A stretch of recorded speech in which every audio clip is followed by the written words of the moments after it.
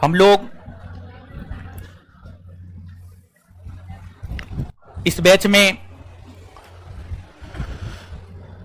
इतिहास को पढ़ रहे हैं, भारत के इतिहास को, और भारत के इतिहास में प्राचीन भारतीय इतिहास को पढ़ रहे हैं।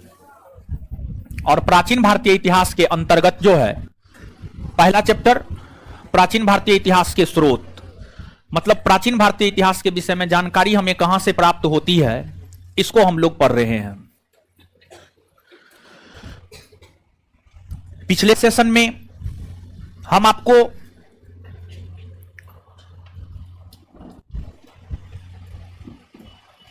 कुछ बात बताए थे कि प्राचीन भारतीय इतिहास को जानने के 3 प्रमुख स्रोत है: साहित्यिक स्रोत, विदेशी यात्रियों का विवरण और पुरातात्विक स्रोत या साक्ष्य। कोई दिक्कत नहीं है, वही बात है।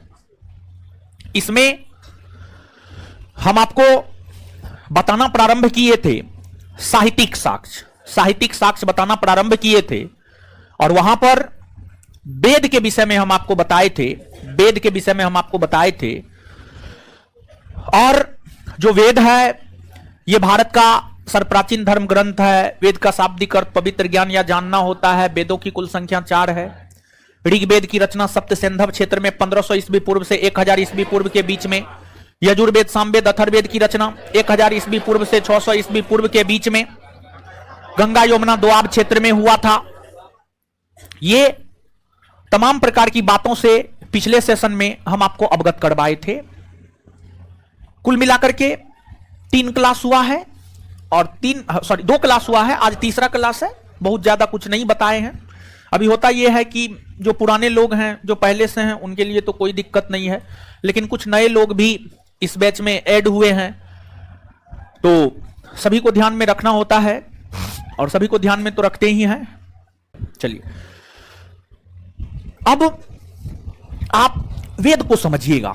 देखिए, जो वेद है, वेद के विषय में कहा जाता है कि वेद की रचना किसी आम इंसान ने नहीं किया है, बल्कि वेद की रचना ईश्वर के द्वारा की गई है। ईश्वर के द्वारा, वेद की रचना ईश्वर के द्वारा की गई है, और यही कारण है कि वेद को अपौरु से कहा जाता है। वेद की रचना किसी आम मनुष्य ने नहीं किया है, बल्कि यह मान्यता है वेद की रचना ईश्वर ने की है, इसलिए इसे अपौरु से कहा जाता है। और जो वेद है, हमने आपको वेद की रचना का कालखंड बताया है। अलग अलग वेद अलग अलग कालखंड में लिखे गए हैं। ये वेद अलग अलग बिखरा पड़ा था, और इन वेदों का संकलन गुप्त काल में हुआ है। वेदों का संकलन जो है गुप्त काल में हुआ है, और जो वेद को 4 भाग में बांटा गया है, और जो वेद है, वेद के रचयिता वेद व्यास को माना जाता है। जो वेद है, अगर हम सम्मिलित रूप से देखें तो वेद के रचयिता वेद व्यास को माना जाता है। वेद व्यास ने ही वेद की रचना की है, और वेद व्यास ने ही वेद को 4 भागों में बांटा है। जो वेद है, वेद को जो 4 भागों में बांटा गया है, वह वेद व्यास के द्वारा ही बांटा गया है। और जो 4 वेद है, ऋग्वेद, यजुर्वेद, सामवेद, अथर्ववेद, इन 4 वेदों को सम्मिलित रूप से संहिता कहा जाता है। इन 4 वेदों को सम्मिलित रूप से संहिता कहा जाता है। और इन वेदों में जो ऋग्वेद है उसे सबसे अधिक प्रमाणिक माना जाता है, और ऋग्वेद की प्रमाणिकता का अंदाज आप आ जाइए। ऋग्वेद की प्रमाणिकता का अंदाज आप इसी बात से लगा सकते हैं कि एक संस्थान है यूनेस्को। यूनेस्को का नाम आप लोग सुने होंगे, समझ गए। एक संस्थान आपको यूनेस्को है, यूनेस्को का आप नाम सुने होंगे। United Nation Educational Scientific and Cultural Organization, United Nation Educational Scientific and Cultural organisation.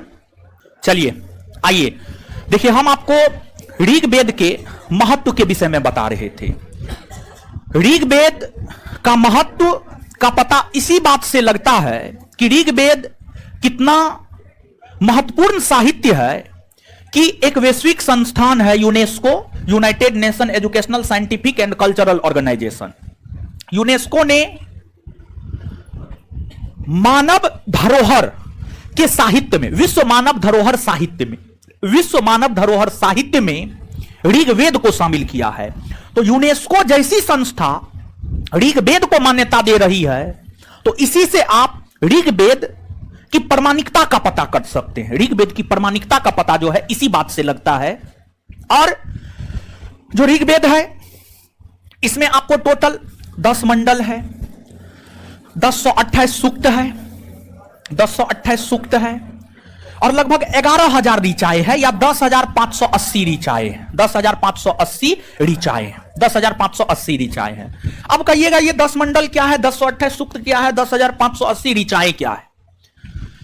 देखिए, जैसे कि हम कहे या ना कहे, बहुत लोग तो इस बुक का नाम तक लेने से बहुत टीचर कतराते हैं, लेकिन हम किसी भी बुक का नाम लेने से कतराते नहीं है। लुसेंट जनरल कंपटीशन और स्पेशली जानते हैं पटना का टीचर ही लुसेंट का नाम लेने से कतराता है। बाहर का लोग, हम आपको बता रहे हैं, यूपीएससी की तैयारी करवाने वाले बेहतर से बेहतर संस्थान अपने छात्रों को प्रीलिम्स परीक्षा से 1 महीना पहले गाइडेंस में यह बताते हैं कि प्रीलिम्स परीक्षा को अब 1 माह बचा है, एक बार लुसेंट को रीडिंग मार लीजिएगा, डाटा उसमें एक जगह है ताकि आपको चीज ध्यान में रहे थोड़ा सा। अब ऐसा नहीं कि लुसेंट पढ़ने से यूपीएससी निकल जाएगा, नहीं, ऐसा नहीं है, ठीक है, लेकिन थोड़ा डाटा का कलेक्शन उसका बेहतर है, एक जगह है, उसको देख करके जो है आप ठीक ठाक स्थिति में रह सकते हैं। आपको जैसे लुसेंट बुक को आप लेंगे, वो एक बुक है, वैसे ही ऋग्वेद एक बुक है। उस बुक में टोटल 10 से 11 सब्जेक्ट है। वैसे ही उस बुक में हिस्ट्री है, पॉलिटी है, ज्योग्राफी है, फिजिक्स है, केमिस्ट्री है, बायोलॉजी है, इकोनॉमिक्स है, साइंस एंड टेक है, कंप्यूटर है, विविध है, सब चीज है। उसी प्रकार से मतलब 10-11 सब्जेक्ट है, उसी प्रकार से ऋग्वेद में टोटल 10 मंडल है। फिर प्रत्येक सब्जेक्ट में अलग अलग चैप्टर है। हिस्ट्री में हड़प्पा सभ्यता, वैदिक सभ्यता, बौद्ध धर्म, जैन धर्म। हड़प्पा सभ्यता में 50 फैक्ट है, वैदिक सभ्यता में 50 फैक्ट है। तो देख रहे हैं, लुसेंट एक किताब है, उसको 10-11 सब्जेक्ट में, हर सब्जेक्ट अलग अलग चैप्टर में, हर चैप्टर में 20-25-50 पॉइंट है। उसी प्रकार से ऋग्वेद में 10 मंडल, 1028 सूक्त और लगभग 11,000 ऋचाएं या 10,580 ऋचा, जो भी कहना है आप कहिए। ध्यान रहे कि ऋग्वेद की जो 10 मंडल है, उन 10 मंडलों में हर मंडल की रचना अलग अलग हुई है। और ऋग्वेद का जो दूसरा से 7वां मंडल है, यह सबसे पहले लिखा गया है। ऋग्वेद का जो दूसरा से 7वां मंडल है, यह सबसे पहले लिखा गया है। और ऋग्वेद का जो पहला और 10वां मंडल है, वो सबसे अंतिम में लिखा गया, सबसे बाद में लिखा गया है। मतलब ऋग्वेद के 10 मंडलों में है। उधर जो है क्या दिक्कत है, उधर पीछे वाला विद्यार्थी थोड़ा स्टाफ अगर है संस्थान के, तो थोड़ा उस सबको देखिए। अरे बैठ के पढ़िए महाराज, बात तोरी का क्या सब करते रहते हैं आप लोग। पढ़ना है तो पढ़िए ना, है क्लास लगने के बाद उधर ताला मार दिया कीजिए, समझे। चलिए, ऋग्वेद के अंतर्गत जो 10 मंडल है, 10 मंडल में जो दूसरा से 7वां मंडल है, यह सबसे प्राचीन मंडल है, सबसे प्राचीन मंडल है। दूसरा से 7वां सबसे प्राचीन, सबसे पुराना मंडल है। और पहला और 10वां सबसे नया मंडल है या सबसे आधुनिकतम मंडल है। और ऋग्वेद के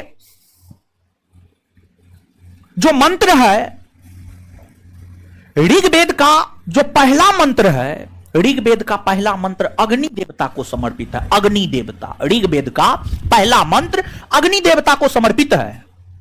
और अग्नि देवता क्या काम करता है? तो जो अग्नि देवता है, मानव और ईश्वर के बीच मध्यस्थता करता है। मानव और ईश्वर के बीच मध्यस्थता करता है अग्नि देवता।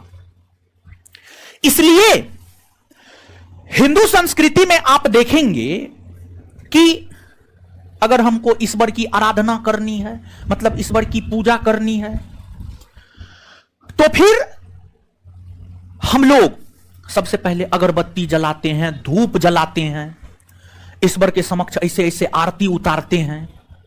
मतलब ये जो अग्नि है हम मानव को ईश्वर से कनेक्ट करता है। जैसे टावर फोन के सिग्नल को कनेक्ट करता है, एक फोन से दूसरे फोन के सिग्नल को, तब ना जाकर के हम बात कर लेते हैं। हाँ क्या हाल है, कहां है, करते हैं कि नहीं करते हैं जी। तो वही अग्नि देवता जो है हमें ईश्वर से कनेक्ट करता है, और जब हम ईश्वर से कनेक्ट हो जाते हैं तो अपनी दुख और व्यथा बताते हैं कि हे परमात्मा, हे ईश्वर, हे अल्लाह, हमारे पास ये दुख है, ये समस्या है, इसका निदान कर दीजिए। उससे निदान नहीं हो जाता है, उससे निदान हो जाता। यहां पे हम ईश्वर का मजाक नहीं उड़ा रहे हैं, आप इस वे में चीजों को नहीं लीजिएगा, क्योंकि आज के डेट में कुछ भी कहना बड़ी मुश्किल है, समझ गए। तो हम स्पष्ट कर दे, हम ईश्वर के मजाक उड़ाने के पक्ष में एकदम नहीं है। हम खुद बहुत बड़े आस्तिक हैं, सुबह में उठ करके सबसे पहले हम ईश्वर को ही याद करते हैं, फिर दूसरा कोई काम करते हैं, समझ गए। आपके जीवन के समस्या का समाधान आपके हाथ में है, आपके ऊपर है। आराधना कीजिए, भगवान शक्ति देते हैं, उस शक्ति का सही जगह उपयोग कीजिए, मेहनत कीजिए, पढ़िए, सफल हो जाइएगा। नहीं कीजिएगा नहीं सफल हो पाइएगा। ऋग्वेद में जो टोटल 10 मंडल है, उन 10 मंडलों में जो ऋग्वेद का तीसरा मंडल है, ऋग्वेद का तीसरा मंडल है, उसमें गायत्री मंत्र है। गायत्री मंत्र सूर्य देवता सावित्री को समर्पित है, और गायत्री मंत्र को विश्व का शक्तिशाली मंत्र में से एक माना जाता है। और अगर आपका कंसंट्रेशन पावर सही नहीं है, आपका आईक्यू लेवल सही नहीं है, तो आप गायत्री मंत्र का जाप कीजिए। जितना देर आप कर सकते हैं उतना देर कीजिए। अब ये नहीं कि 4 घंटा करेंगे ना, 5 मिनट, 10 मिनट, 15 मिनट, 15 मिनट से ज्यादा नहीं, क्योंकि आप इसलिए पैदा नहीं हुए हैं कि 24 घंटा गायत्री मंत्र का जाप करें। आप इसलिए पैदा हुए हैं कि आप मानव के रूप में इस पृथ्वी को कुछ दे सके।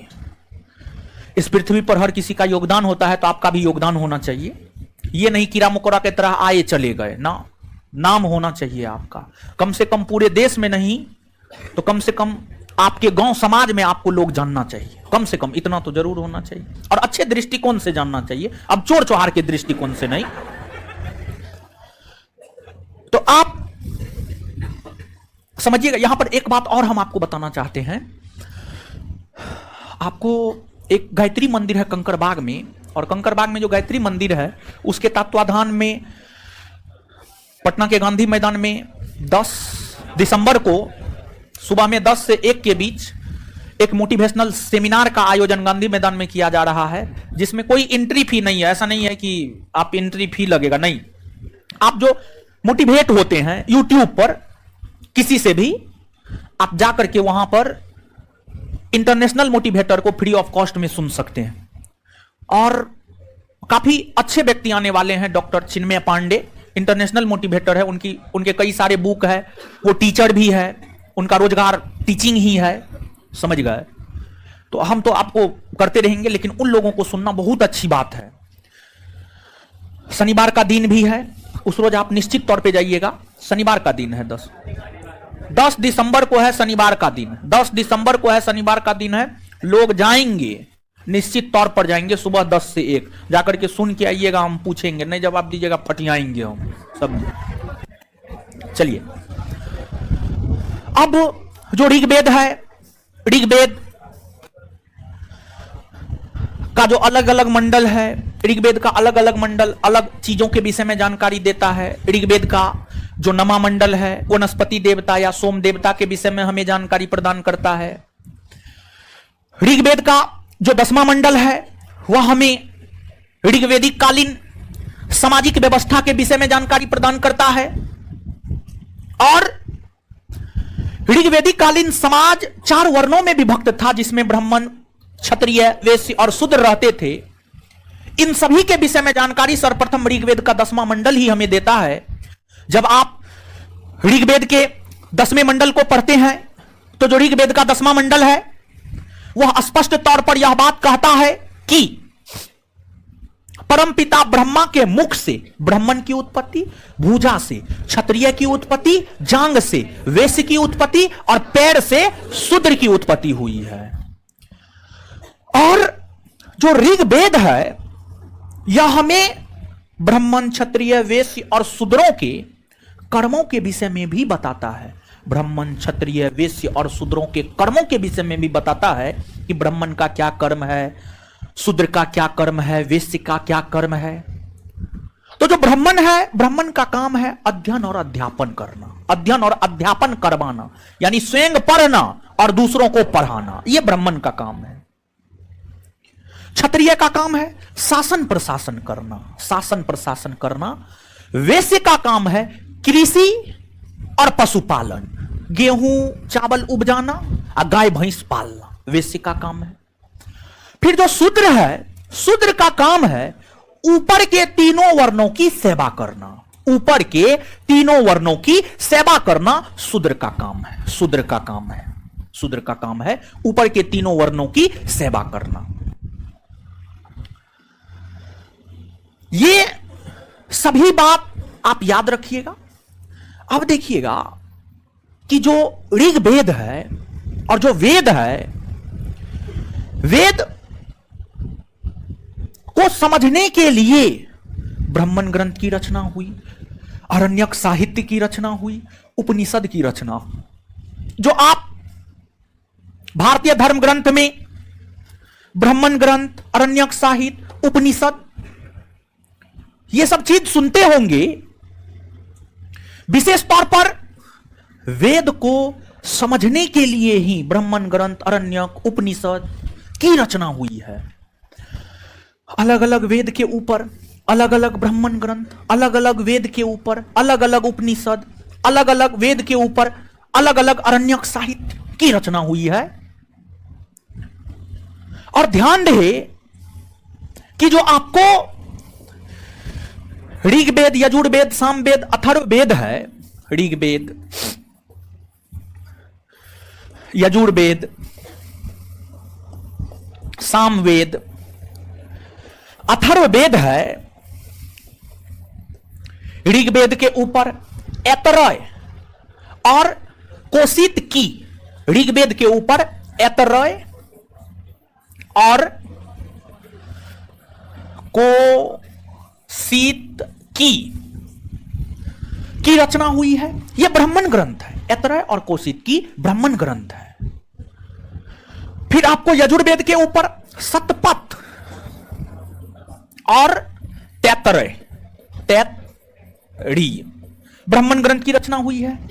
सामवेद के ऊपर पंचविश, पंचविश और षड्विश, पंचविश और षड्विश ब्राह्मण ग्रंथ की रचना हुई है।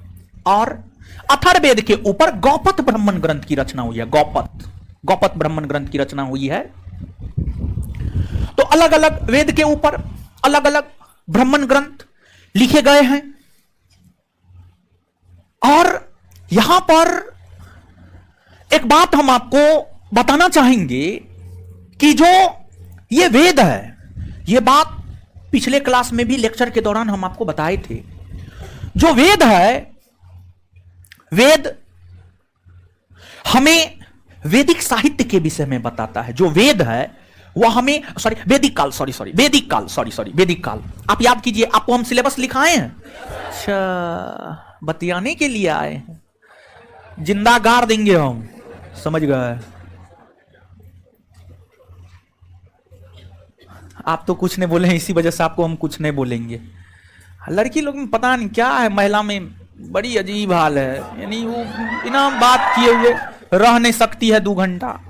ठीक है, मुंह तोड़ देंगे हम बात करते हुए, देख लिए तो समझे। चलिए, हाँ क्या बोल रहे थे जी? देखिए, वेद हमें वैदिक सभ्यता या वैदिक काल की जानकारी देता है। और जो वैदिक सभ्यता है, वैदिक सभ्यता का निर्माण आर्य वर्ग के लोगों ने किया है। आर्य वर्ग के लोगों ने वैदिक सभ्यता का निर्माण किया है। और जो हम लोग हैं, हम लोग आर्य के ही वंशज हैं। हम लोग आर्य के ही वंशज हैं। और यहां पर जो 4 वेद है, इसमें से 3 वेद ऐसे हैं जिसमें सिर्फ और सिर्फ आर्य शब्द की चर्चा हुई है। ऋग्वेद, यजुर्वेद, सामवेद, ये तीनों वेद में सिर्फ और सिर्फ आर्य की चर्चा हुई है। जिस कारण इन तीनों वेद को पवित्र वेद माना जाता है और इन तीनों वेद को वेद त्रयी में शामिल किया जाता है। वेद त्रयी। वहीं जो अथर्ववेद है, अथर्ववेद में आर्य के साथ साथ अनार्य वर्ग के लोगों की भी चर्चा है। जिस कारण अथर्ववेद को पवित्र वेद नहीं माना जाता है। अथर्ववेद को पवित्र वेद नहीं माना जाता है। तो सामान्य तौर पर जो आपसे यहां से प्रश्न पूछा जाता है वह यह पूछा जाता है, निम्नलिखित में कौन ऐसा वेद है जो वेद त्रयी में शामिल नहीं होते हैं? तो इसका उत्तर हो जाएगा अथर्ववेद। क्या हो जाएगा उत्तर? अथर्ववेद। अथर्ववेद। क्लियर है इतना? अब देखिएगा, जो वेद है यह मुख्य तौर पर पद में लिखा जाता था। कमेंट देख रहे हैं ना? हाँ, ध्यान दीजिएगा। जो वेद है वह पद में लिखा जाता था। एक बात आप सुनते होंगे, पद और गद। पद और गद। देखिए, ध्यान दीजिएगा, पद और गद्य। पद का मतलब होता है कविता और गद का मतलब होता है कहानी। कहानी, कहानी। आपको जो वेद है वह मुख्य तौर पर पद में यानी कविता में लिखा जाता था। और कविता को समझना मुश्किल होता है, कहानी को समझना आसान होता है। कहानी आप स्वयं से भी पढ़कर समझ सकते हैं, लेकिन कविता स्वयं से पढ़कर आप नहीं समझ सकते हैं। और कविता में जो शब्द होता है, उस शब्द का मतलब आप कुछ और निकालेंगे, वहां पर उसका मतलब कुछ और होता है। जो कविता जो कवि लिखता है ना, वही समझता है कि उस शब्द का मतलब क्या है, दूसरा कोई नहीं समझेगा। लेकिन ध्यान रहे कि इन वेदों में एक वेद ऐसे हैं, सामान्य तौर पर वेद पद में लिखे जाते थे। सामान्य तौर पर वेद किस में लिखे जाते थे? पद में। सामान्य तौर पर वेद किस में लिखे जाते थे? पद में। पद में लिखे जाते थे। लेकिन चारों वेदों में जो आपको यजुर्वेद है, यजुर्वेद एक ऐसा वेद है जो गद और पद दोनों में है। जो गद और पद दोनों में है। गद और पद दोनों में है।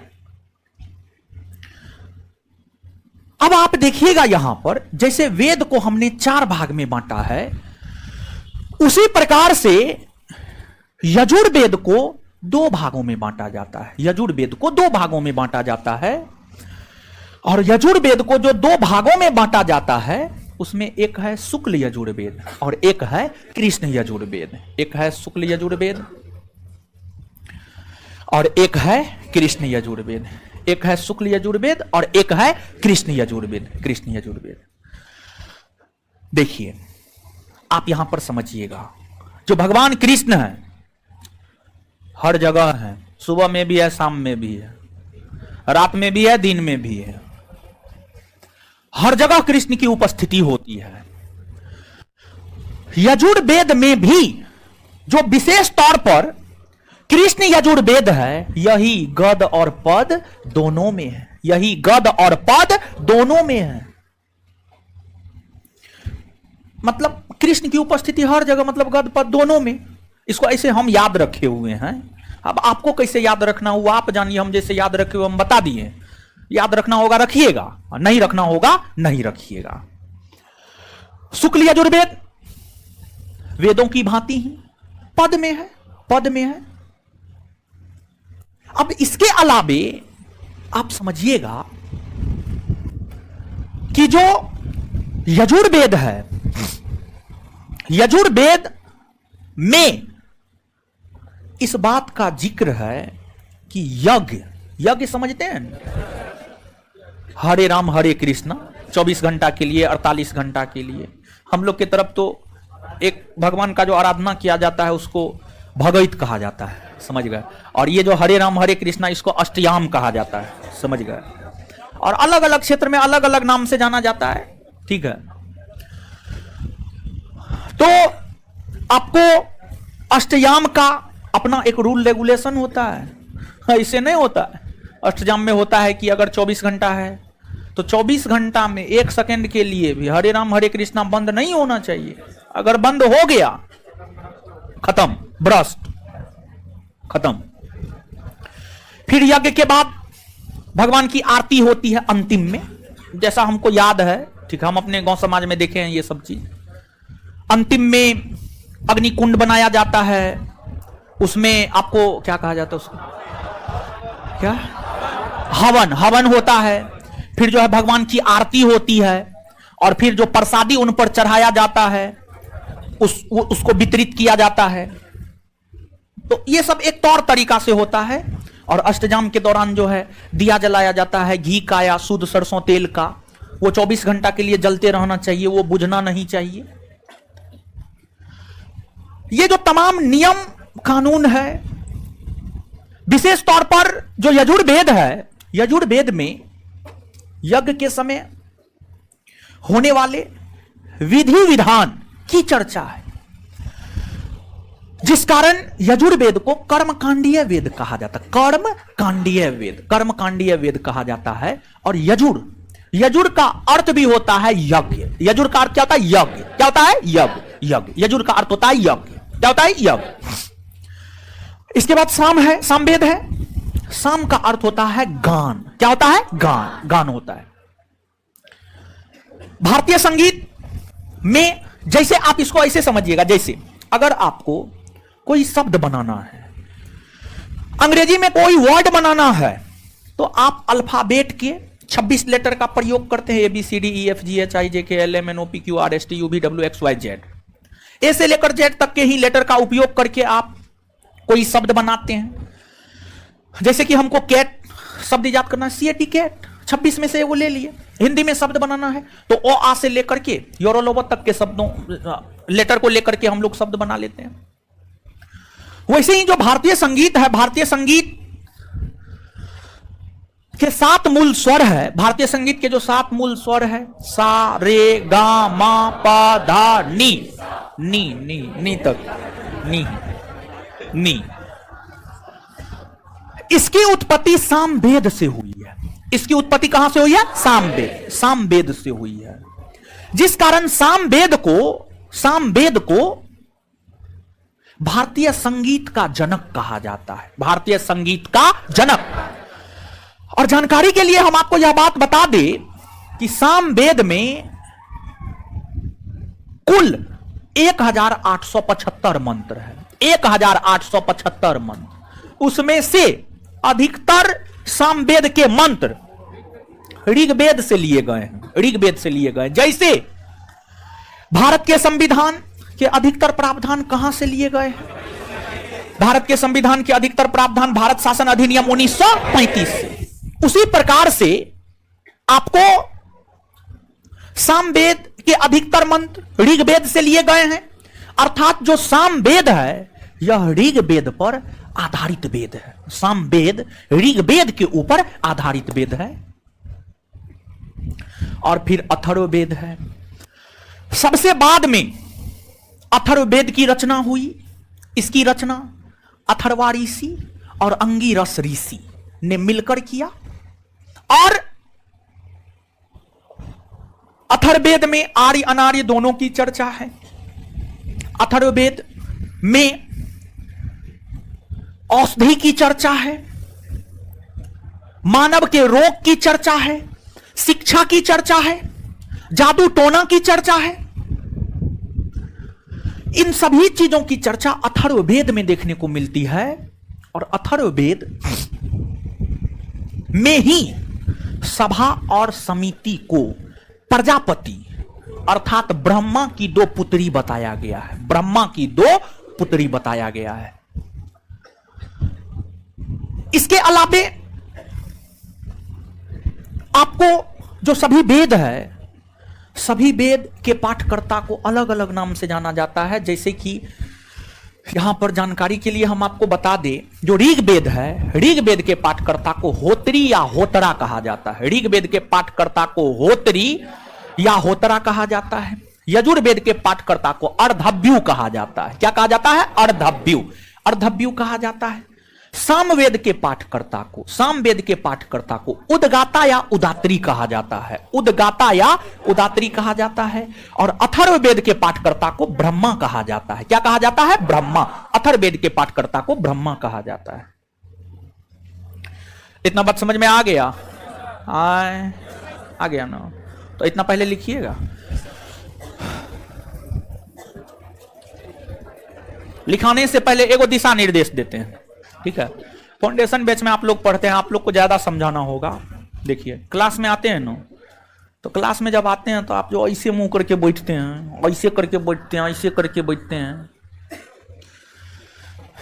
ये सब गलत बात है।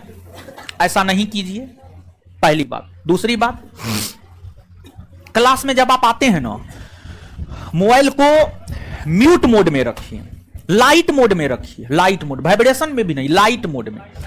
और हम तो कहेंगे कि मोबाइल लेकर के ही मत आइए, समझ गए? और अगर लेकर आते हैं तो लाइट मोड में रखिए। और तीसरी बात यह कहेंगे कि जब आप क्लास आते हैं तो दिमाग को जो है ना पूरा खाली करके आइए, ब्लैंक, पूरा ब्लैंक होना चाहिए दिमाग, ब्लैंक। आप स्वयं सोचिए कि आप मूवी भराने के लिए गए, क्या कहा जाता है, पेन ड्राइव में या मेमोरी में, उसमें अगर पहले ये से भरा हुआ है 10 गो मूवी, उसमें जगह ही नहीं है, तो आप खाक भरवाइएगा। लेकिन मेमोरी पूरा खाली है, पेन ड्राइव पूरा खाली है, तो जितना मूवी डलाना है आप डलवा लीजिए। तो आप इस बात को समझिएगा। अगर आप अपने दिमाग में पहले से कचरा भर के आइएगा तो क्या आपके दिमाग में कुछ जाएगा? नहीं। लेकिन दिमाग खाली रहेगा, सब चीज जाएगा, समझ गए? तो क्लास जब आते हैं तो एकदम टेंशन फ्री होकर, फ्री मूड में 2 घंटा के लिए सिर्फ क्लास में रहिए। और फिर क्लास, देखिए, एटीट्यूड होना जो है ना जरूरी है, लेकिन कभी कभी एटीट्यूड को ही लोग अहंकार मान लेता है, तो यह गलत बात है। एटीट्यूड जरूरी है। जब तक आप एटीट्यूड में नहीं रहिएगा तो लोग आपका वैल्यू नहीं देगा। लेकिन उस एटीट्यूड को अहंकार में नहीं बदलने दीजिएगा। अहंकार और एटीट्यूड में बहुत कम अंतर होता है, एक पतली सुई के बराबर अंतर होता है, समझ गए? 2 घंटा हम क्लास जा रहे हैं, सिर्फ हम क्लास में रहेंगे। दोस्त फोन किया, बाद में बात करेंगे।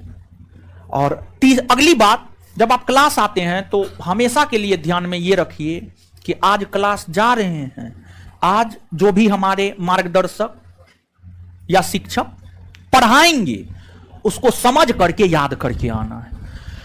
यह सब चीज आपके दिमाग में होना चाहिए, समझ गए? अब लिखिए, दीजिए तो क्या लिखा रहे थे? हाँ, चलिए लिखिएगा, लिखिएगा। जहां तक लिखा है उससे आगे नोट डाउन करना प्रारंभ कीजिए। और स्टार मार मार के लिखवाते हैं, क्योंकि जानते हैं जितना फैक्ट है ना, ये सब फैक्ट महत्वपूर्ण है। और जहां पे पैराग्राफ में लिखवाना होगा उसको पैराग्राफ में भी हम लिखवा देंगे। लिखिएगा, लिखना प्रारंभ।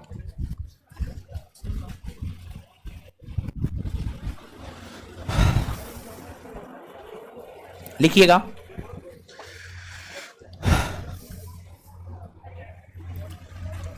ऐसी मान्यता है कि, ऐसी मान्यता है कि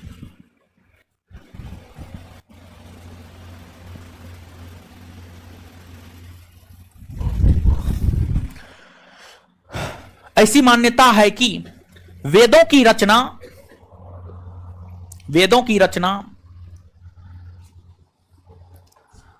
आम मानव नहीं, वेदों की रचना आम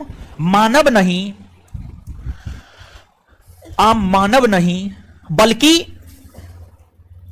ईश्वर ने किया है, बल्कि ईश्वर ने किया है, जिस कारण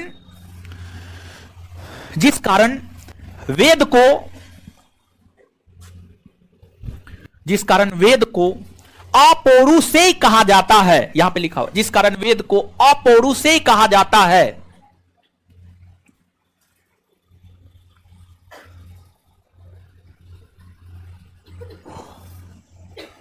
चलिए, तो यहां पर बताइएगा कि भारत के किस धर्म ग्रंथ को अपौरुषेय कहा जाता है? किसको?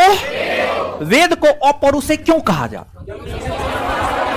क्योंकि इसकी रचना ईश्वर ने की है। क्योंकि इसकी रचना, तो भारत के किस धर्म ग्रंथ को अपौरुषेय कहा जाता है? क्यों कहा जाता है? क्योंकि इसकी रचना। अब नीचे से लिखिएगा, वेद को 4 भागों में विभाजित वेद व्यास ने किया है।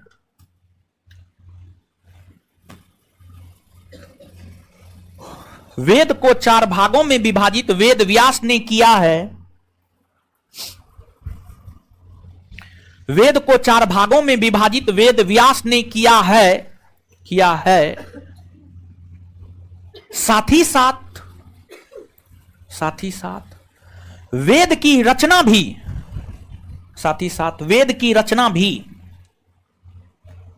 वेद व्यास ने ही की है। साथ ही साथ वेद की रचना भी वेद व्यास ने ही की है। साथ ही साथ वेद की रचना भी वेद व्यास ने ही की है। साथ ही साथ वेद की रचना भी वेद व्यास ने ही की है। वेद की रचना भी वेद व्यास ने ही की है। Full stop. आगे लिखिए। उसी में लिखिए, छोड़िए ना, उसी में लिखिए। चारों वेद को सम्मिलित रूप से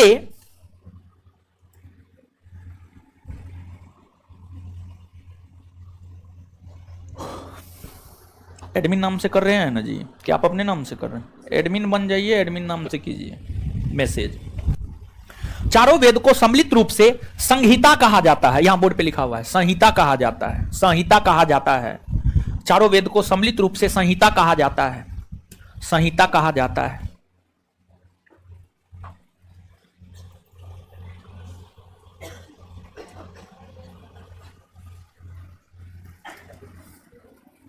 फुल स्टॉप। मुख्यतः उसी में कंटिन्यू, उसी में लिखिए। मुख्यतः वेद पद में लिखे गए हैं। मुख्यतः वेद पद में लिखे गए हैं।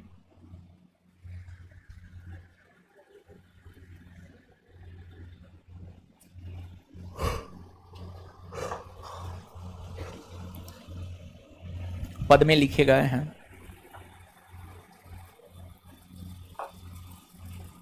नीचे से अब लिखिएगा,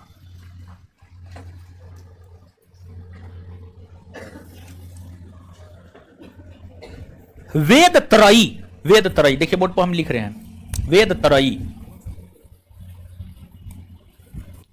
त्रयी। कॉस्ट में 3 पवित्र वेद।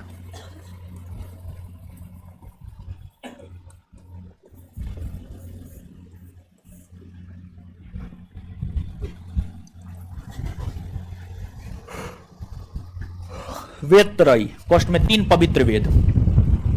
3 पवित्र वेद के अंतर्गत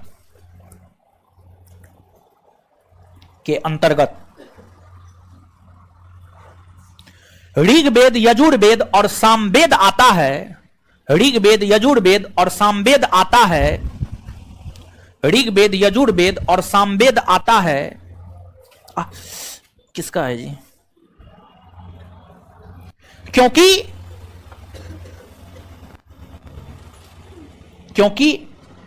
इन वेदों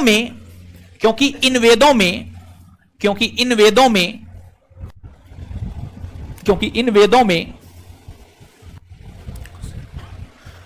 सिर्फ आर्य की चर्चा है। सिर्फ आर्य की चर्चा है। सिर्फ आर्य की चर्चा है। सिर्फ आर्य की चर्चा है। आर्य की चर्चा है। सिर्फ आर्य की चर्चा है।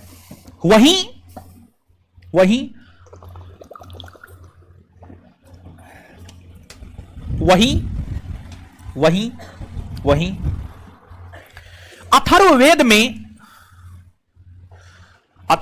में आर्य और अनार्य दोनों की चर्चा है। वहीं अथर्ववेद में आर्य और अनार्य दोनों की चर्चा है।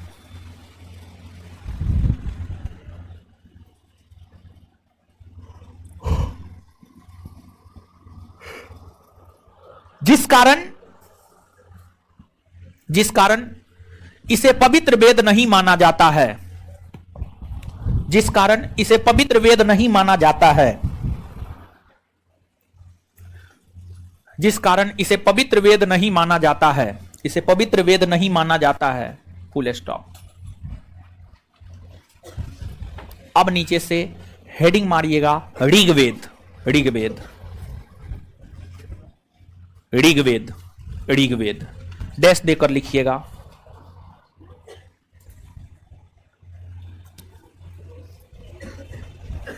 यह भारत का सबसे प्राचीन और प्रमाणिक वेद है। यह भारत का सबसे प्राचीन और प्रमाणिक वेद है। यह भारत का सबसे प्राचीन और प्रमाणिक वेद है। यह भारत का सबसे प्राचीन और प्रमाणिक वेद है।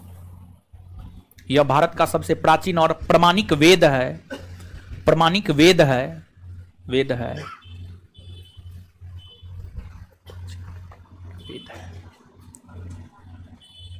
इसे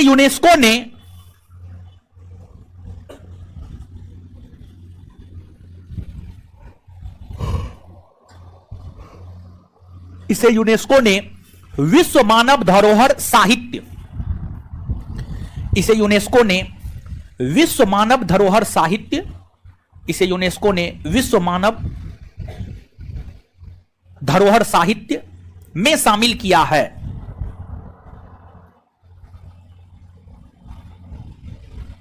में शामिल किया है। में शामिल किया है। Full stop.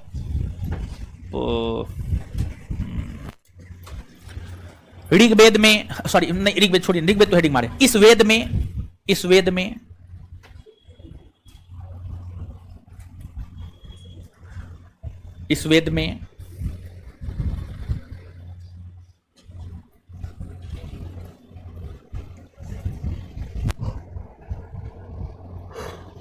10 मंडल। इस वेद में 10 मंडल, 1028 सूक्त, 1028 सूक्त। इस वेद में 10 मंडल, 1028 सूक्त और 10,580 और 10,580 ऋचाएं हैं। और 10,580 ऋचाएं हैं। और 10,580 ऋचाएं हैं। Full stop. इस वेद का पहला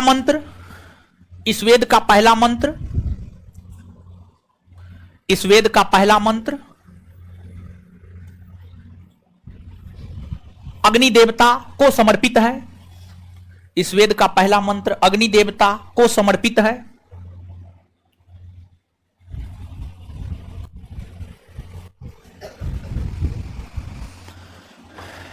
अब नीचे से स्टार मार के लिखिएगा, स्टार मार के।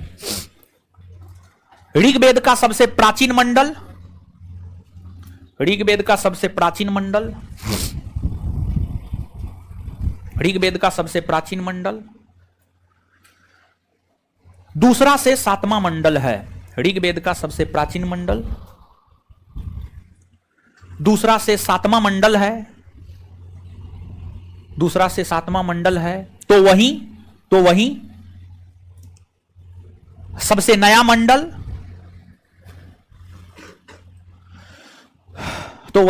नया मंडल, पहला और 10वां है। पहला और 10वां मंडल है।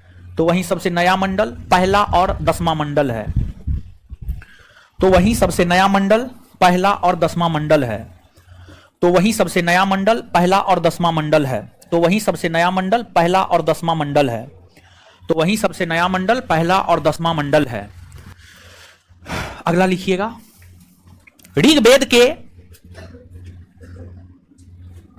ऋग्वेद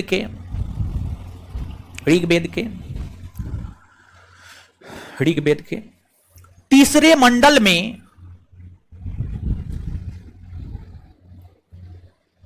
गायत्री मंत्र, ऋग्वेद के तीसरे मंडल में गायत्री मंत्र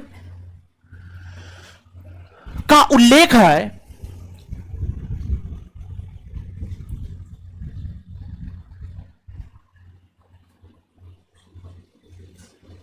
यह मंत्र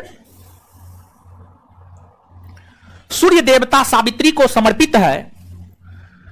यह मंत्र सूर्य देवता सावित्री को समर्पित है। यह मंत्र सूर्य देवता सावित्री को समर्पित है। यह मंत्र सूर्य देवता सावित्री को समर्पित है। और गायत्री मंत्र क्या है जानते हैं ना? ओम भूर्भुवः स्वः तत्सवितुर्वरेण्यं भर्गो देवस्य धीमहि धियो यो न प्रचोदयात्। ठीक है, यही है।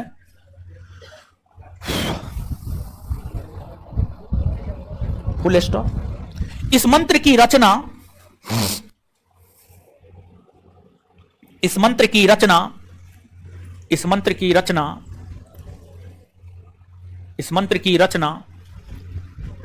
वेद व्यास विश्वामित्र इस मंत्र की रचना विश्वामित्र ने की है।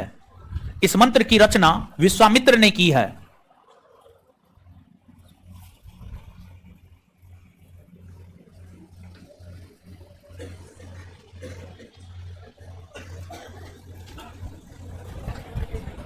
चलिए अगला पॉइंट, अगला स्टार मार के लिखिएगा। ऋग्वेद के 9वें मंडल में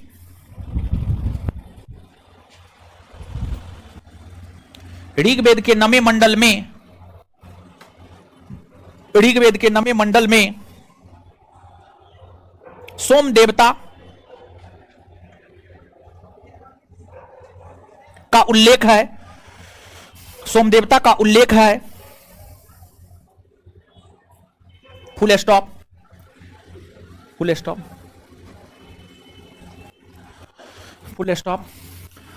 सोम, उसी में सोम वनस्पति का देवता है। सोम वनस्पति का देवता है। Full stop. अगला पॉइंट लिखिएगा। ऋग्वेद का 10वां मंडल, ऋग्वेद का 10वां मंडल, ऋग्वेद का 10वां मंडल, ऋग्वेद का 10वां मंडल यह कहता है कि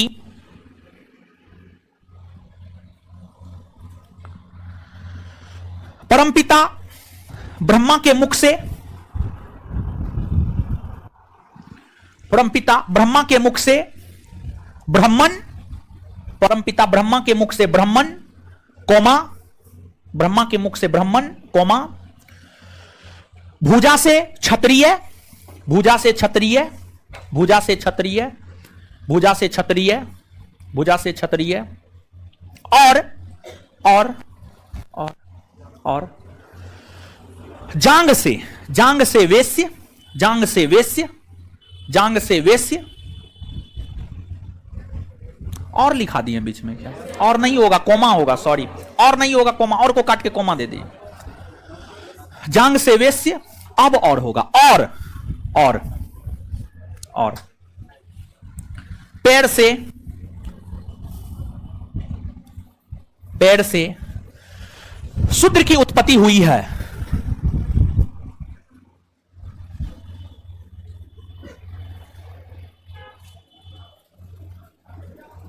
पैर से शूद्र की उत्पत्ति हुई है। Full stop.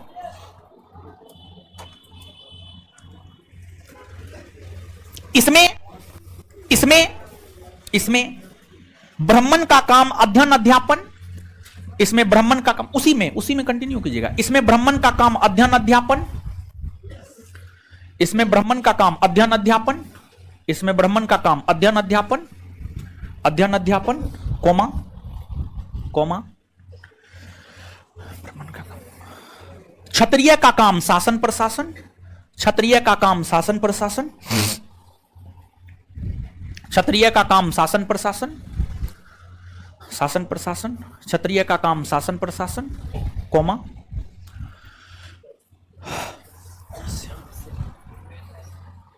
वैश्य का काम कृषि और पशुपालन, वैश्य का काम कृषि और पशुपालन, वैश्य का काम कृषि और पशुपालन, वैश्य का काम कृषि और पशुपालन, तथा तथा तथा शूद्र का काम, तथा शूद्र का काम ऊपर के तीनों वर्णों की सेवा करना, तथा शूद्र का काम ऊपर के तीनों वर्णों की सेवा करना, तथा शूद्र का काम ऊपर के तीनों वर्णों की सेवा करना, तथा शूद्र का काम ऊपर के तीनों वर्णों की सेवा करना, तथा शूद्र का काम ऊपर के तीनों वर्णों की सेवा करना, तथा शूद्र का काम ऊपर के तीनों वर्णों की सेवा करना होता था, सेवा करना होता था। अब देखिए यहां से जब घटना चक्र देखेंगे ना आप, क्वेश्चन बैंक घटना चक्र जो है सभी पीसीएस में पूछे हुए प्रश्नों का संग्रह है।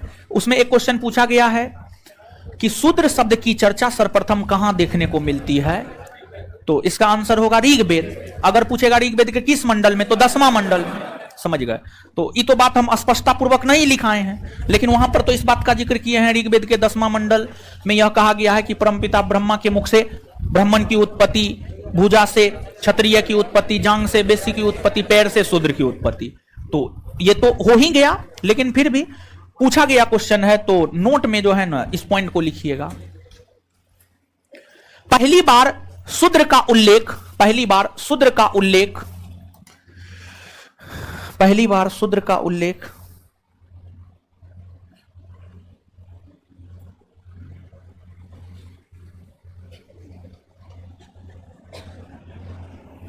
पहली बार शूद्र का उल्लेख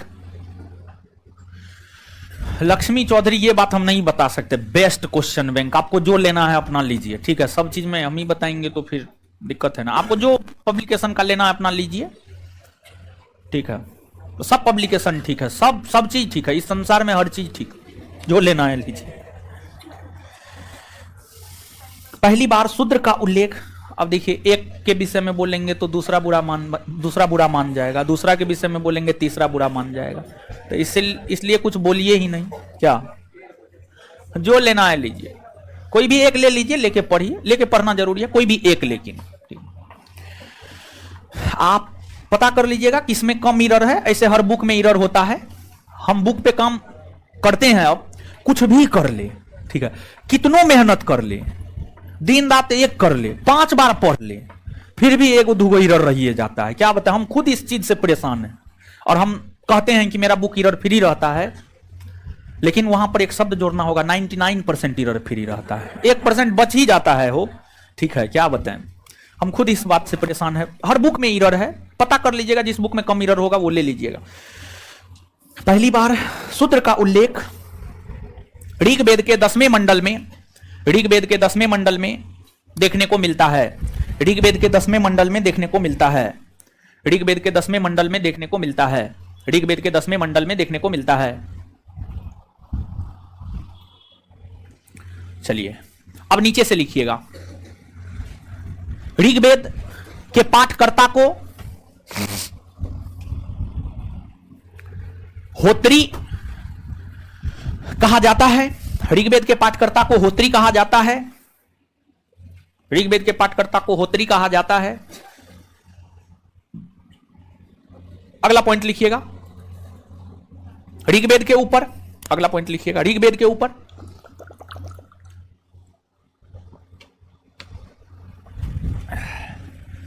ऋग्वेद के ऊपर ऐतरेय और कौशितकी ब्राह्मण ग्रंथ की रचना की गई है। ऋग्वेद के ऊपर ऐतरेय और कौशितकी, ऋग्वेद के ऊपर ऐतरेय और कौशितकी, ऋग्वेद के ऊपर ऐतरेय और कौशितकी ब्राह्मण ग्रंथ की रचना की गई है। ऋग्वेद के ऊपर ऐतरेय और कौशितकी ब्राह्मण ग्रंथ की रचना की गई है। ऐतरेय और कौशितकी ब्राह्मण ग्रंथ की रचना की गई है। आगे अब हेडिंग मारिए यजुर्वेद, यजुर्वेद, यजुर्वेद। अब आगे हेडिंग मारिए यजुर्वेद। यजुर्वेद लिखिएगा डैश देकर। यजुर का अर्थ यज्ञ होता है, यजुर का अर्थ यज्ञ होता है, यजुर का अर्थ यज्ञ होता है।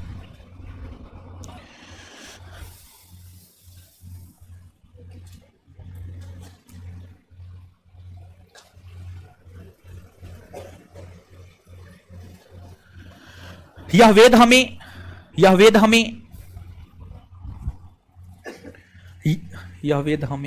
यज्ञ के समय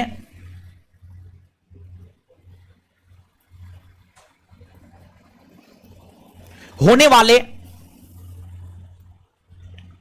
यज्ञ के समय होने वाले विधि विधान, यज्ञ के समय होने वाले विधि विधान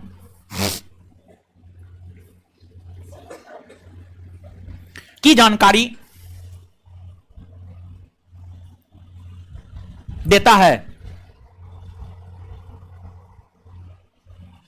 इसे कर्मकांडीय वेद, इसे कर्मकांडीय वेद भी कहा जाता है, इसे कर्मकांडीय वेद भी कहा जाता है।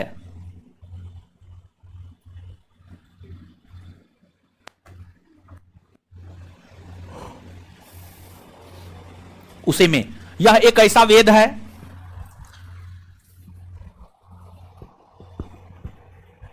यह एक ऐसा वेद है यह एक ऐसा वेद है यह एक ऐसा वेद है जो गद और पद दोनों में है। यह एक ऐसा वेद है जो गद और पद दोनों में है। यह एक ऐसा वेद है जो गद और पद दोनों में है। यह एक ऐसा वेद है जो गद और पद दोनों में है। गद और पद दोनों में है, दोनों में है। Full stop. यजुर्वेद को दो भागों में बांटा गया है, उसी में कंटिन्यू। यजुर्वेद को दो भागों में, यजुर्वेद को दो भागों में बांटा गया है।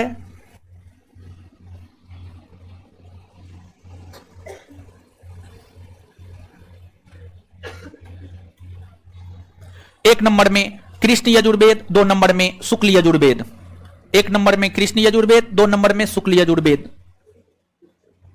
एक नंबर में कृष्ण यजुर्वेद, दो नंबर में शुक्ल यजुर्वेद।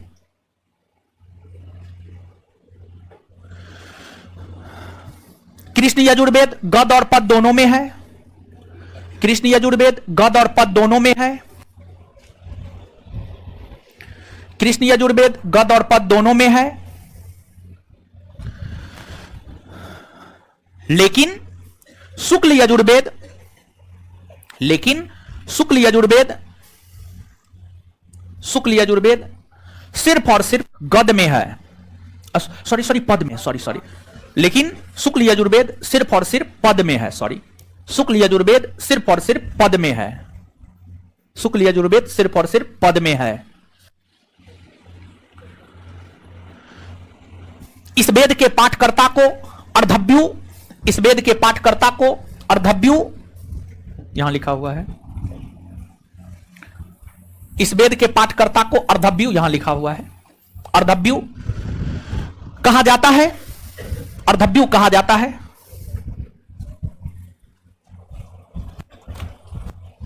अर्धव्यू कहा जाता है।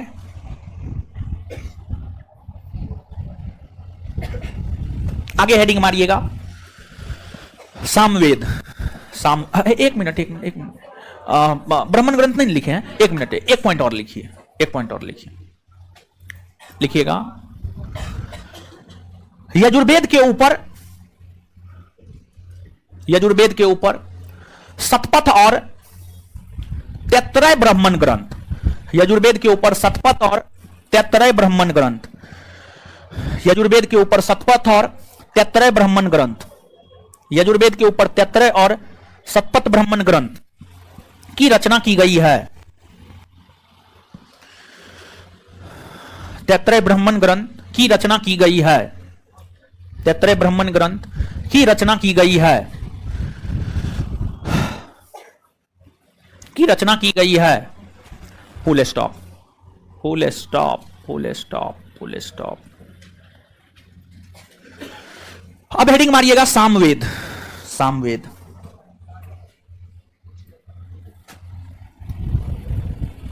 लिखिएगा, डैश देकर। साम का अर्थ, साम का अर्थ सामो साम, साम का अर्थ गान होता है। साम का अर्थ गान, गानो गान।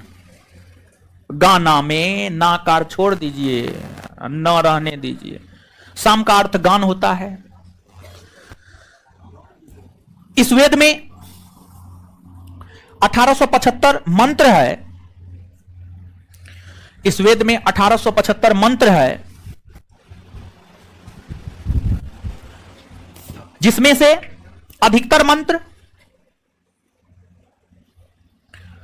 जिसमें से अधिकतर मंत्र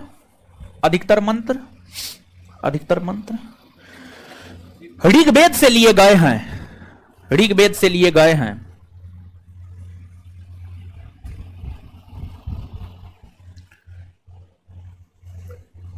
भारतीय संगीत के 7 मूल स्वर,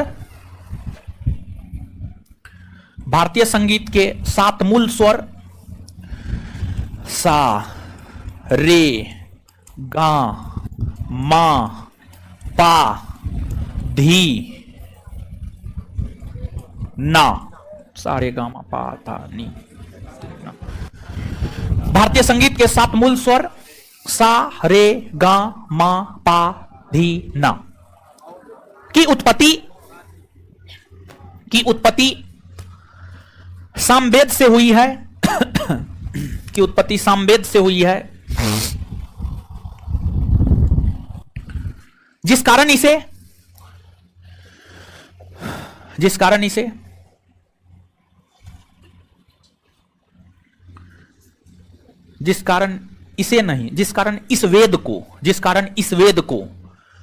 इस वेद को भारतीय संगीत का जनक माना जाता है, जिस कारण इस वेद को भारतीय संगीत का जनक माना जाता है, जिस कारण इस वेद को भारतीय संगीत का जनक माना जाता है।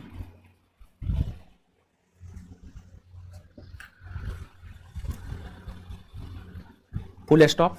आगे, इस वेद के पाठकर्ता को उद्गाता कहा जाता है। इस वेद के पाठकर्ता को उद्गाता कहा जाता है। इस वेद के पाठकर्ता को उद्गाता कहा जाता है। इस वेद के पाठकर्ता को उद्गाता कहा जाता है।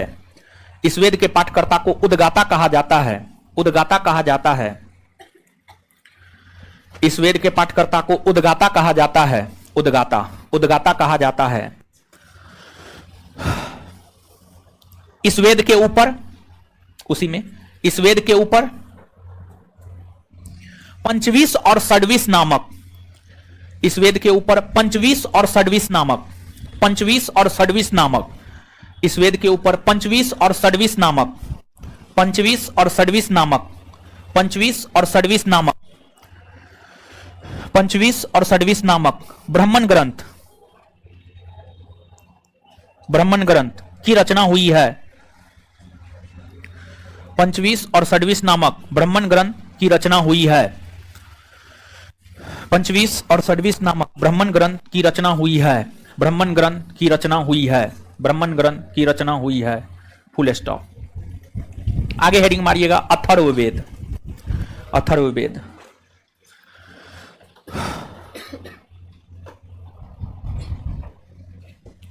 अथर्ववेद यह भारत का सबसे आधुनिकतम या नया वेद है। यह भारत का सबसे आधुनिकतम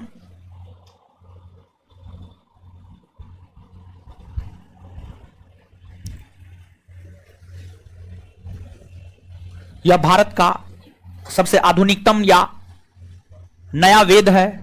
नया वेद है। इसकी रचना अथर्वा और अंगिरस ऋषि द्वारा, इसकी रचना अथर्वा और अंगिरस ऋषि द्वारा और अंगिरस ऋषि द्वारा, अंगिरस ऋषि द्वारा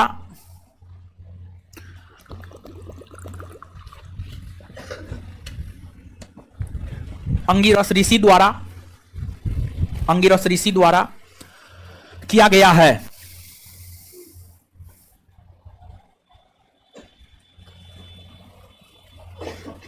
किया गया है। अंगिरस ऋषि द्वारा किया गया है।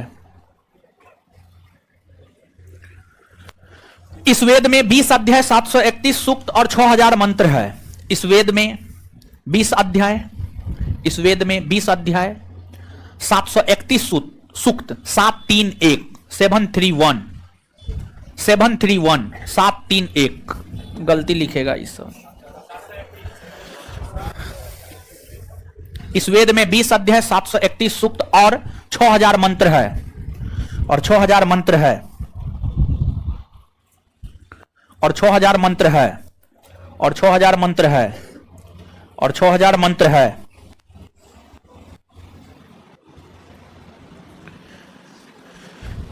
इस वेद में रोग निवारण, तंत्र मंत्र, जादू टोना, औषधि, धर्म, इस वेद में रोग निवारण, कौमा, तंत्र मंत्र, कौमा, जादू टोना, कौमा, औषधि, कौमा, धर्म, कौमा, भाषा, भाषा, लैंग्वेज, भाषा, कौमा, ज्ञान विज्ञान इत्यादि की चर्चा है, इत्यादि की चर्चा है। अच्छा, फिर से बोले, नानी घर गए थे। चलिए चलिए,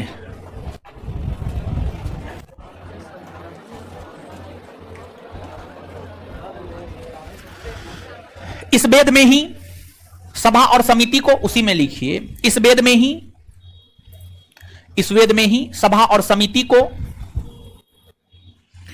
इस वेद में ही सभा और समिति को प्रजापति की दो पुत्री, इस वेद में ही सभा और समिति को प्रजापति की दो पुत्री, इस वेद में ही सभा और समिति को प्रजापति की दो पुत्री, इस वेद में ही सभा और समिति को प्रजापति की दो पुत्री कहा गया है।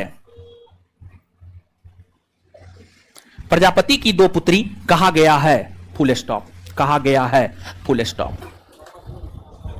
Full stop. अब नीचे से स्टार मार के लिखिएगा, 2 पॉइंट स्टार मार के लिखा रहे हैं। अथर्ववेद के पाठकर्ता को ब्रह्मा कहा जाता है, पहला पॉइंट है। अथर्ववेद के पाठकर्ता को ब्रह्मा कहा जाता है, अथर्ववेद के पाठकर्ता को ब्रह्मा कहा जाता है, अथर्ववेद के पाठकर्ता को ब्रह्मा कहा जाता है, अथर्ववेद के पाठकर्ता को ब्रह्मा कहा जाता है, ब्रह्मा कहा जाता है, ब्रह्मा कहा जाता है। अगला पॉइंट, अगला पॉइंट, अथर्ववेद के ऊपर गौपत ब्राह्मण ग्रंथ लिखा गया है, अथर्ववेद के ऊपर गौपत ब्राह्मण ग्रंथ लिखा गया है, अथर्ववेद के ऊपर गौपत ब्राह्मण ग्रंथ लिखा गया है, अथर्ववेद के ऊपर गौपत ब्राह्मण ग्रंथ लिखा गया है, अथर्ववेद के ऊपर गौपत ब्राह्मण ग्रंथ लिखा गया है, अथर्ववेद के ऊपर गौपत ब्राह्मण ग्रंथ लिखा गया है। चलिए गुरुजी लोग आ जाइए। वेद का रचयिता कौन? वेद का रचयिता? अच्छा अच्छा, निकलिए निकलिए बाबू, निकल जाइए। जिस रोज पहचान गए ना, इतना मारेंगे ना। रुकिए, उस क्लासरूम में कैमरा नहीं लगाओ, कैमरा लगवाते हैं। देखिए, आने के लिए भी धर फराएगा और जाने के लिए भी धर फराएगा, यानी उसको सब चीज फटाफट चाहिए, पहले आएगा पहले जाएगा। ठीक है, उस सबका रिजल्ट होने जा रहा है, वो भरम में जी रहा है, भरम में। ठीक है, वेद का रचयिता कौन? वेद को 4 भागों में किसने बांटा? किसने बांटा है? वेद की रचना किसने की है? किसने की है? चारों वेद को सम्मिलित रूप से क्या कहते हैं? वेद त्रय के अंतर्गत कौन नहीं आता? कौन नहीं आता है? क्यों नहीं आता? क्योंकि उसमें आर्य और अनार्य दोनों की चर्चा है। ऋग्वेद में कितना मंडल, कितना शोक, कितना ऋचा? ऋग्वेद का पहला मंत्र किस देवता को समर्पित? अग्नि। ऋग्वेद का पहला मंत्र किस देवता? ऋग्वेद का पहला मंत्र किस देवता? ऋग्वेद का सबसे प्राचीनतम मंडल सबसे प्राचीनतम मंडल, सबसे नया मंडल, सबसे नया मंडल। इसके बाद आगे बताइएगा, ऋग्वेद के किस मंडल में गायत्री मंत्र का उल्लेख, किसमें, किसमें, और गायत्री मंत्र किस देवता को समर्पित है? सूर्य देवता, सावित्री। सूर्य देवता गायत्री मंत्र के रचयिता, विश्वा गायत्री मंत्र के रचयिता, गायत्री मंत्र के रचयिता। ऋग्वेद के किस मंडल में सोम देवता या वनस्पति देवता का उल्लेख है? किसमें, किसमें? ऋग्वेद के किस मंडल में सोम देवता या वनस्पति देवता का उल्लेख, किसमें? और वर्ण व्यवस्था की चर्चा कौन मन? वर्ण व्यवस्था, शूद्र की चर्चा, शूद्र की चर्चा। 10वें मंडल में ऋग्वेद के ऊपर कौन सा ब्राह्मण ग्रंथ, कौन सा ब्राह्मण ग्रंथ? ऋग्वेद के पाठकर्ता को, ऋग्वेद के पाठकर्ता को। यजुर्वेद के ऊपर कौन सा ब्राह्मण ग्रंथ? सप्तत और यजुर्वेद के पाठकर्ता को, यजुर्वेद के पाठकर्ता को। सामवेद के ऊपर कौन सा ब्राह्मण ग्रंथ? पंचविंश और इसके पाठकर्ता को, पाठकर्ता को। अथर्ववेद के ऊपर कौन सा ब्राह्मण? अथर्ववेद के पाठकर्ता को, अथर्ववेद के पाठकर्ता को। सामान्य तौर पर वेद सॉरी पद में लिखा हुआ है। कौन ऐसा वेद है जो गद और पद दोनों में? कौन है, कौन है? यजुर्वेद कितने? शुक्ल और कौन? यजुर्वेद गद और पद दोनों में है। कौन है, कौन है? कृष्ण है। ठीक है, चलिए इसके बाद आगे बताइएगा, आगे बताइएगा, कर्मकांडीय वेद किसे कहा जाता है? कर्मकांडीय वेद भारतीय संगीत का जनक। कौन वेद ऋग्वेद पर आधारित है? सबसे बाद का वेद। अथर्ववेद की रचना किसने किया? अथर्वा ऋषि और अंगिरस। अथर्वा ऋषि और अथर्ववेद की रचना किसने किया? अथर्वा ऋषि और अंगिरस। अथर्ववेद में कितने अध्याय, कितने सूक्त, कितने मंत्र? 20 अध्याय, 731 सूक्त, 6000 मंत्र। अथर्ववेद में कितने अध्याय, कितने अध्याय, कितने सूक्त? 700। कितने मंत्र, कितने मंत्र? याद हुआ? इतना बात क्लियर है? चलिए ऑनलाइन